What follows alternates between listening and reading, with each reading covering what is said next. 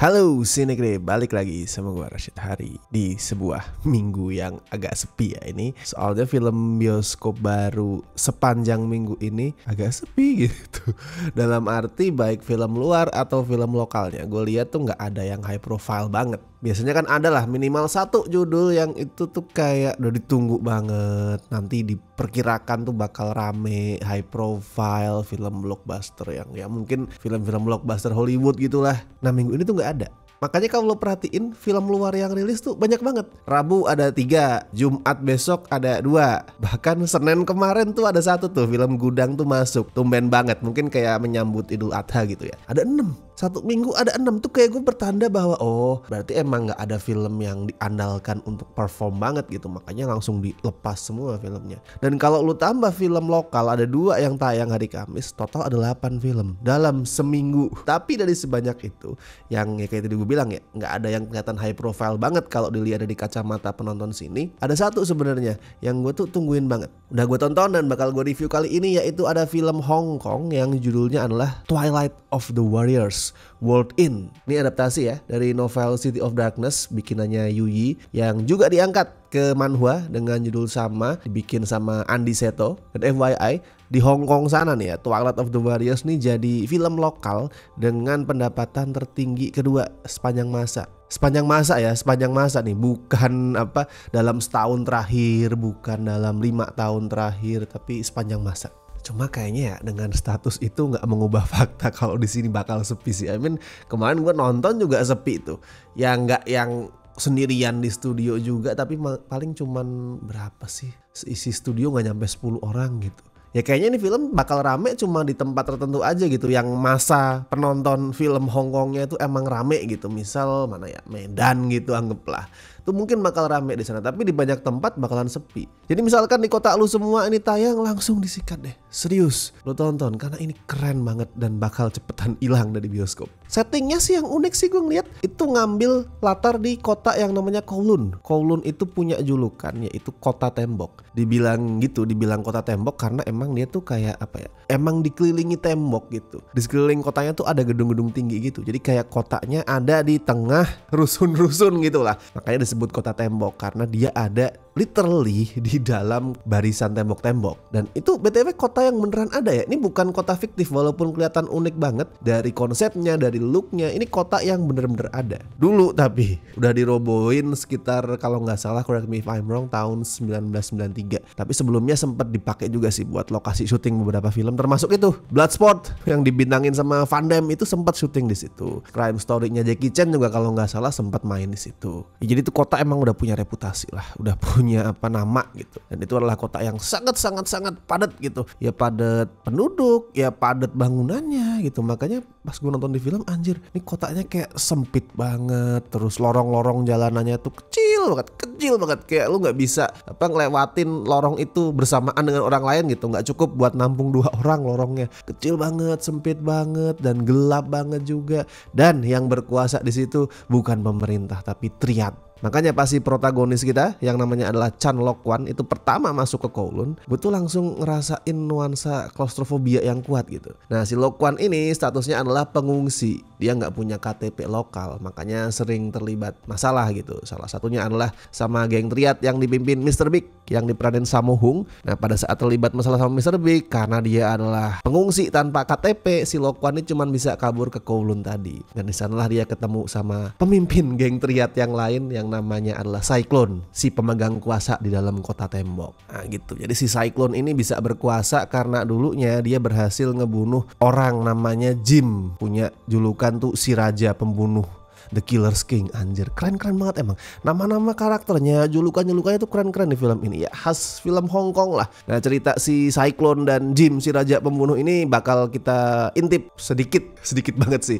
Kita intip sedikit di narasi opening filmnya, terus lewat beberapa flashback. Dan itu interaksi mereka tuh menarik, dinamikanya tuh menarik. Gue gak akan reveal ya seperti apa, tapi begitu lu nonton lu pasti akan ada momen lu kaget, oh ternyata mereka seperti ini gitu. Nah itu menarik. Dan gini, gue gak berharap Twilight of the Warriors ini punya sequel. Gue suka film ini tapi gue nggak yang wah tolonglah ada sequel gitu, nggak. Cuman gue berharap ini film punya prequel yang nyeritain soal Kowloon masa lalu gitu di era-era 60-an kalau nggak salah ya, pada saat si Cyclone sama si Jim nih masih eksis barengan. Itu menarik banget, apalagi yang mainin Cyclone sama Jim ini kan masing-masing adalah Louis Koo sama Aaron Kwok, dua orang yang keren terus jadi beradu acting tuh. Gue pengen banget lihat filmnya sih. Feeling gue ada sih prequel sih, karena kayak kalau sequel mau ngangkat apa lagi gitu kan, di ending juga udah diceritain kalau karakternya bersiap Kowloon akan segera diruntuhkan gitu. Jadi kayak sequel kayaknya nggak ada. Cuman prequel gue cukup yakin bakalan ada. I mean come on lah, masa film terlaris kedua sepanjang masa nggak diterusin, nggak dibikin franchise? Gue yakin pasti ada prequel. Tapi itu nanti dulu lah,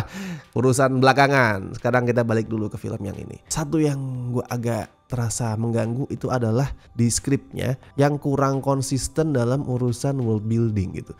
World buildingnya sebenarnya secara gagasan tuh kreatif banget. Ada kotak tembok, di situ Triad berkuasa, ada geng-gengnya apa aja, bosnya siapa aja, karakternya itu hidupnya gimana tuh sebenarnya menarik. Cuman beberapa titik tuh agak inkonsisten gitu. Kadang tuh naskahnya ngegambarin Kowloon tuh kayak tempat yang ya oke lah kumuh, tapi orang-orangnya baik, hangat, kerasa apa sih, homey gitu ya, kayak rumah. Orang-orangnya walaupun gak punya hubungan darah tuh memperlakukan satu sama lain kayak keluarga gitu. Tapi gak lama kemudian tuh bisa aja tuh penggambarannya berubah 180 derajat. Jadi kota yang serem banget, tempat yang kejam, gak ada rasa kemanusiaan. Ngelihat cewek tuh dipukulin sama lakinya KDRT itu didiemin aja gitu. Jadi ini sebenarnya kota seperti apa yang mau digambarin di sini gitu. Gue bingung nontonnya. Ini gue curiganya mungkin karena penulisnya kebanyakan. Penulisnya kan kalau lihat tuh ada 4 orang. Film ini punya 4 orang penulis yang ngebentuk satu tim gitu. Ini mungkin banget kalau dari 4 orang itu kurang koordinasi gitu. Kayak nggak mengkomunikasikan apa yang sebelumnya udah mereka tulis gitu. Mungkin kerjanya ngebut jadi nggak sempet ngebaca draft yang udah ditulis sama temennya. Misalkan kalau nulisnya gantian.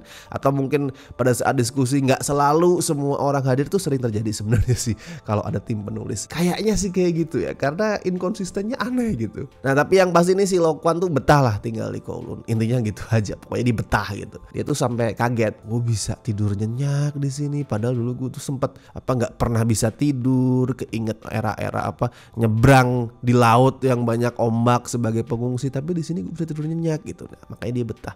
Apalagi dia tuh akhirnya punya 3 sahabat. Ada Shin yang juga tangan kanannya si Cyclone. Terus ada Evie, si dokter yang demen banget koleksi film BF Jepang, sama ada 12 Master, anggota Triad dari luar Kowloon yang sering nongkrong di sana juga. Nah intinya hubungan mereka berempat ini ya ditambah koneksi masa lalu ya, yang tadi udah gue sempat bahas antara Cyclone sama si Jim, itu munculin narasi khas sinema Hong Kong. Kalau lu sering nonton film-film Hong Kong yang crime gitu, action tahun 80-an, 90-an, lu pasti familiar sama template cerita ini. Ada persahabatan yang kuat banget, yang kayak bro, anjir, teman sehidup semati gitu, brotherhood yang kuat. Terus ada pengkhianatan, terus ada tragedi. Itu semua formula khas film Hong Kong di era dulu, dan itu lu bisa temuin di sini. Dan emang Twilight of the Warriors nih nggak berusaha untuk ngerombak formula itu. Dia nggak berusaha bikin filmnya tuh punya cerita yang baru gitu. Emang familiar kerasanya, tapi karena caranya bercerita tuh enak, gue jadi nggak masalah sih.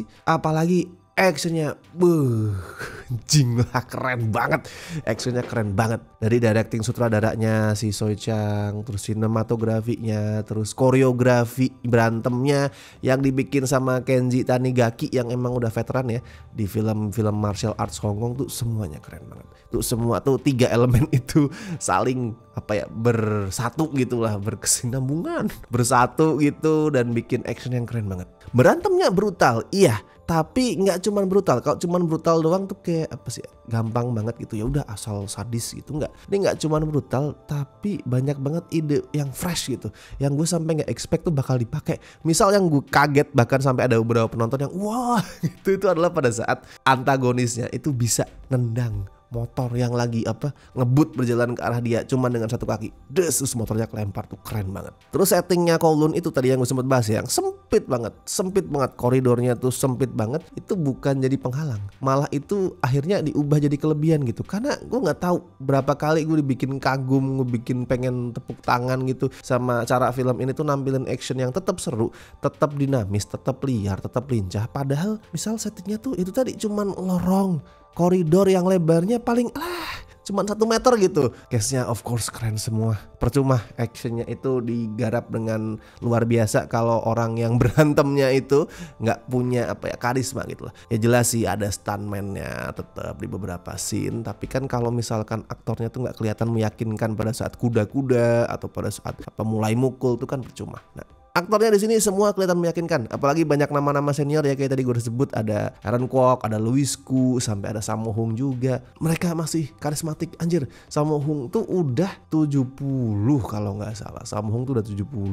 Terus Louis Koo, Aaron Kwok juga kayaknya 50-an gitu. Tapi kelihatan masih ya karismatik, masih kelihatan meyakinkan gitu. Masih kalau mereka tuh berantem tuh gue masih dibikin percaya, wah iya ini orang jago bela diri. Gila pokoknya action film ini. Ada orang yang gelantung sambil berantem di bus tingkat lah, ada yang koprol di antara gedung kayak lagi parkur, ada yang ngelompatin motor yang lagi ngebut, itu semua gila. Jadi kalau sekali lagi nih misalkan di kota lu ada walaupun cuma 1 show, segerakan buat tonton. Karena besok Jumat ada nih 2 film lagi, Crayon Shinchan sama The Bike Riders. Walaupun itu bukan 2 film yang akan mengambil alih layar, tapi tetap kalau misalkan ada yang sepi pasti bakal digantiin sama 2 film itu. Dan Twilight of the Warriors nih gue lihat mayoritas sepi, jadi langsung sikat sesegera mungkin. Kalau skor film seedan ini pantas lah dikasih 8,5 dari 10. Ini mungkin sangat mungkin bakal jadi action terbaik tahun ini. Dan kalau bisa udah nonton silakan komentar di bawah nih, atau mungkin yang emang udah nonton di hari pertama komen, didukung, didorong